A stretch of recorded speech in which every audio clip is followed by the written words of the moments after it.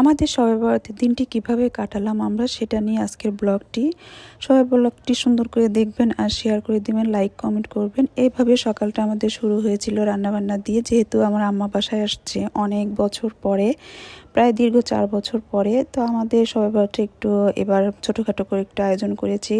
অনেক বছর আমরা এই ধরনের আয়োজন করি না, বিশেষ করে আমার আব্বা মারা যাওয়ার পর এই ধরনের আয়োজন আমরা বাসায় করিই না, কারণ আব্বাকে অনেক মিস করি। যেহেতু আম্মা আসছে আর আমরা সবাই ছেলেরা ছিল, বাচ্চারা ছিল, তো সবাই মিলে একটু আনন্দের জন্য একটু ছোটোখাটো আয়োজন আর কি। তো এভাবে গরু মাংস রান্না চলছে এখানে। আজকে রান্নাগুলো সব আম্মা নিজে হাতেই করেছে, যেহেতু অনেক বছর পর আসছে আর এই আয়োজনটা আম্মার জন্যই করা। এখানে বুটের ডালের হালুয়া আর কি, মানে বরফি হবে, সেটা মেক করার ট্রাই করা হচ্ছে। এখানে অলরেডি মেক হয়ে গিয়েছে, এটা সেটিংয়ে দিয়ে দিচ্ছি আমি, পরবর্তীতে সুন্দর করে কেটে নিব। আর পাশাপাশি চলছে এই যেখানে ছেট করতে দিয়ে দিয়েছি, এটা ছেট হতে হতে আমরা আর একটা বিশেষ দিনের জন্য বিশেষ আয়োজনের মধ্যে তো চাউলের রুটি অবশ্যই থাকবে। গরুর মাংসের সাথে তো চাউলের রুটি না হলে তো হবেই না। তো এখানে রুটি বানানোর প্রস্তুতি চলছে আর এখানে রুটি বানাচ্ছে আম্মা। এখানে রুটি মেক করে দিবে আর আমি এটা ভেজে নিব। তো এখানে আম্মা রুটি বানাচ্ছে আর এই পাশে কিন্তু আমি ভেজে নিব এটা। তো এখানে রুটি ভেজে নিলাম আর রুটিগুলো খুব সুন্দর হয়েছিল, খুব সুন্দর করে ফুলে ফুলে উঠছিল আর কি।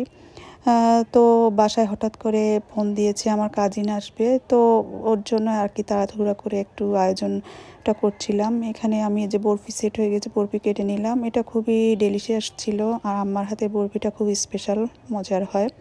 এখানে আমার ভাই চলে আসছে আর এর মধ্যে আমার হাজব্যান্ড অফিস থেকে চলে আসছে। তো সন্ধ্যার পর আমরা পারিবারিকভাবে সবাই গল্পগুজব করছিলাম আর একটু খাওয়া দাওয়া করছিলাম, যেহেতু আজকে নামাজে রাত ছিল, তো সবাই মিলে নামাজ পড়তে যাবে। তো সন্ধ্যা রাতেই সবার খাওয়া দাওয়ার আয়োজনটা করা হয়েছিল। এখানে এই যে আমি পরিবেশন করে দিচ্ছি আর আমার ভাই হাজব্যান্ড ওরা খাচ্ছে আর কি। তো এখানে আমার কাজিন ছিল, তো খাচ্ছে আর গল্প করছে দুলাভাইয়ের সাথে, যা হয়।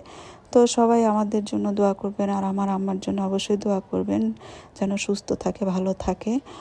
আর আমার পরিবারের জন্য অবশ্যই দোয়া করবেন, যেন আমরা সুন্দর মতো একসাথে ভালোবেসে থাকতে পারি সবাই একসাথে।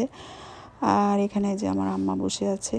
তো ব্লগটি সবার কেমন লাগলো জানাবেন, অবশ্যই লাইক কমেন্ট করে পাশে থাকবেন আর সব সময় ভালোবেসে যাবেন। আসসালামু আলাইকুম, ভালো থাকবেন সবাই।